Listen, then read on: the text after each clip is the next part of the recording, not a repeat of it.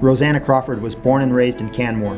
Brendan Green is from Hay River, Northwest Territories, 1,400 kilometers due north of here. Biathlon brought them together, and they built successful biathlon careers in this Rocky Mountain paradise.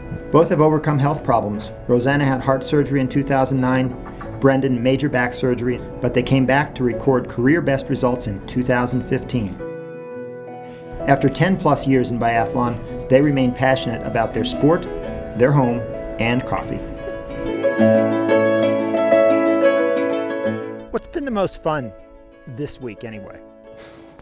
Showcasing our town to all the European athletes and hearing their reactions. It was really cool to hear Martin Fourcade talking about how if this is the World Cup, that we need to start going to more of these places that are outside of Europe.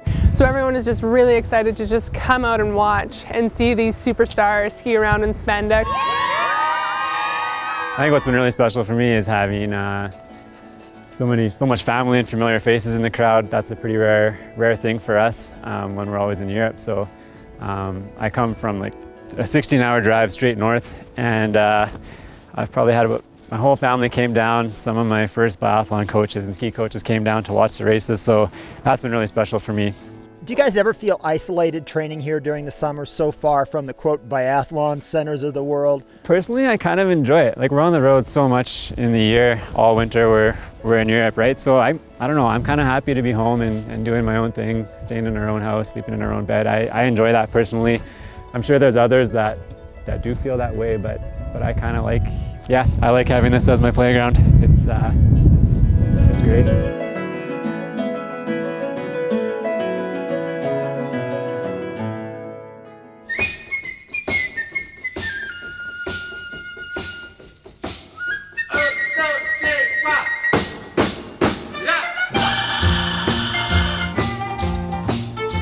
Sadly, if Brendan isn't home, I cannot pull the best coffee.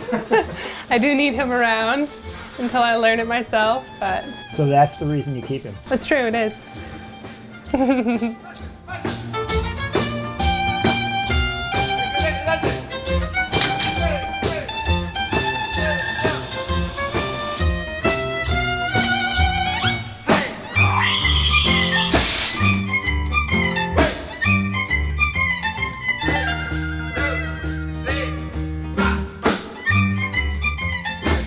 So where did this coffee obsession start?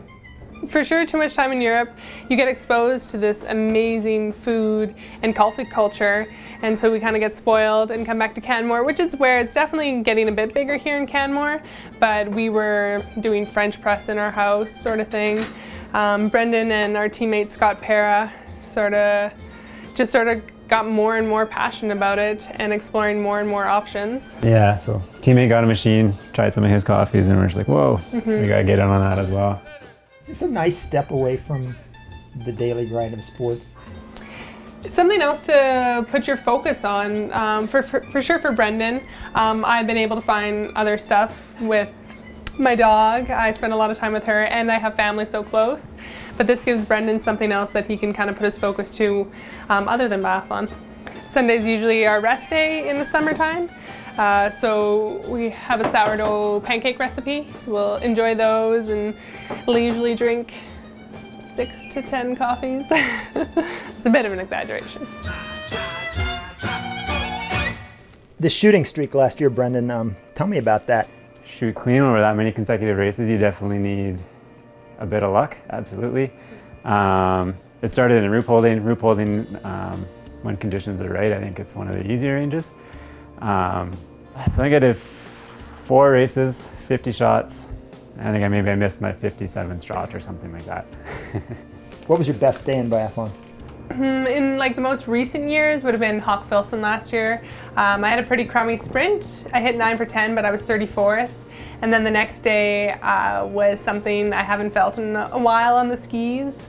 And I was able to move up to 5th place with 19 for 20. That was pretty cool. But I think best moment in biathlon, I would have to say the Sochi Olympics. That was kind of a personal victory on a lot of levels. That was when I returned to the circuit from my injury. I was able to have really good results there. That kind of marked my comeback into the sport, so that meant a lot to me. the whole experience in Sochi.